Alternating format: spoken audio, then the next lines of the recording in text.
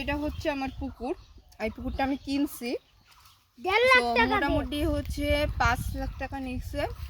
আর এই পুকুরের পিছনে একটু থামো, এই পুকুরের পিছনে অলরেডি আমার 20 লাখ টাকা শেষ হয়ে গেছে ইনভেস্ট করা, বিকজ এই পুকুরটাকে অনেক বড় করতে হয়েছে, প্লাস হচ্ছে এই পুকুরে পানি দিতে হয়েছে, প্লাস হচ্ছে এই পুকুরে মাছ দিতে হয়েছে। তো এই সব কিছু মিলায়ে প্রায় আমার 20 লাখ টাকা লেগে গেছে। আর ছাগলগুলো কার? আর ছাগলগুলো হচ্ছে ছাগলগুলো হচ্ছে আমার। এই ছাগলের বাচ্চা হচ্ছে এই দুটো, আর ও হচ্ছে একটা বাচ্চা। তো এই ছাগলগুলো ছাড়াও আমার অনেক কয়টা ছাগল আছে ওই পাশে, পরে দেখাবো। আর মোটামুটি হচ্ছে এই পুকুরের পাশ দিয়ে আমি অনেকগুলো গাছ লাগাইছি। তো যদিও এগুলো ছোট ছোট গাছ, আর যেগুলো বড় সেগুলো তো আমি লাগাই নাই, ও তো আগে আমি কেমনি এখানে লিচুর গাছ। হ্যাঁ, এই লিচুর গাছটা একদমই মানে পাতা শুকিয়ে গেছিল, পাতাগুলো সব শুকিয়ে একদম নষ্ট হয়ে গেছিলো। বাট তবুও আমি আশা ছাড়ি নাই। আমি ভাবছিলাম যে ঠিক আছে, আমি একবার লাস্ট চেষ্টা করে দেখি। কারণ হচ্ছে আমি যখন এই গাছটার গোড়াতে বলতেছি কেন, বডিতে একটু আমি খামচি দিয়েছিলাম, তো দেখি গাছটার জীবন আছে, গাছটা মানে নষ্ট হয়নি, শুকিয়ে যায় না। তখন আমার মাথায় একটা আইডিয়া আসলো, যেহেতু দুইটা লিচুর গাছে এরকম হয়ে গেছে, এটা একটা আর ওইটা একটা।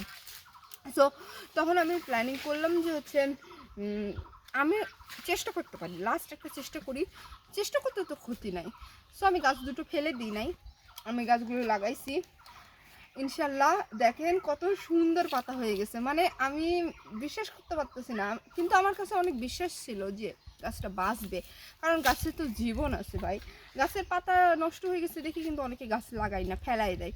আমি বলবো যে একবার লাস্ট চেষ্টা করে দেখেন, বা গাছটা দেখেন যে তার জীবন আছে কিনা।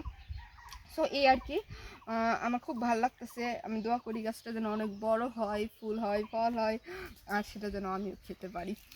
সো এরপরে হচ্ছে ওই পাশটাতে ড্রাগনের গাছ লাগাইছি, পেয়ারের গাছ লাগাইছি, ডাবের গাছ লাগাইছি, অনেক গাছ লাগাইছি, মালতার গাছ লাগাইছি, তারপর হচ্ছে জাম্বুরের গাছ লাগাইছি, বেলের গাছ লাগাইছি, আর হচ্ছে কমলার গাছ লাগাইছি, আর হচ্ছে তেজপাতার গাছ লাগাইছি। সো আমাদের বাগানটা অনেক বড়।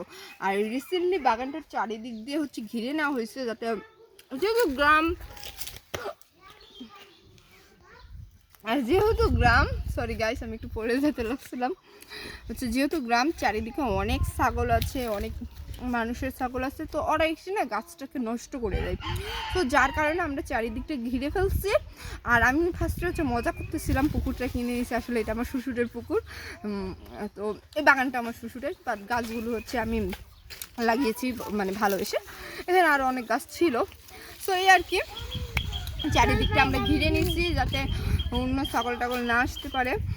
আর এখনও অনেক সুন্দর হয়ে গেছে, এখনও কিছু জায়গা বাকি আছে, ঘেরা বাকি আছে, যেহেতু এটা অনেকটা এরিয়া নিয়ে, সো একটু তো সময় লাগবে। আর ওই যে পিছনে ঘেরা আছে, হ্যাঁ পিছনে ঘেরা আছে, কারণ ওইটাও মানে বাগানের মধ্যেই পড়ে, এর জন্য ওই ধান থেকে শুরু করে এই ধান থেকে শুরু করে এটা পুরোটাই দেখতে শুরু করে এদিক থেকে এই পর্যন্ত বিশাল বড়। আর ফার্স্টে হচ্ছে আমি অনেক মজা করতেছিলাম, এই পুকুর টুকুর আমি কিনি নাই, আর এই বাগানটাও আমার শ্বশুরের। তো এই আর কি, শ্বশুরের মানেই তো আমার মানেই হচ্ছে আমার শ্বশুরের, এই আর কি। কারণ হচ্ছে বাড়িতে বড় বউ আমি, তো সবচেয়ে বেশি অধিকার আমার। আর এই আমার ছোটো দেবরগুলো হচ্ছে একদম পিচ্ছি পিচ্ছি, এগুলোর বিয়ে দিতে আরও 20 বছর। তো এই 20 বছর রাজত্ব করবো একমাত্র আমি, কারণ ওদের ভাবি আমি, একমাত্র বাড়ির বউ হচ্ছে আমি। সো আমি যা বলবো তাই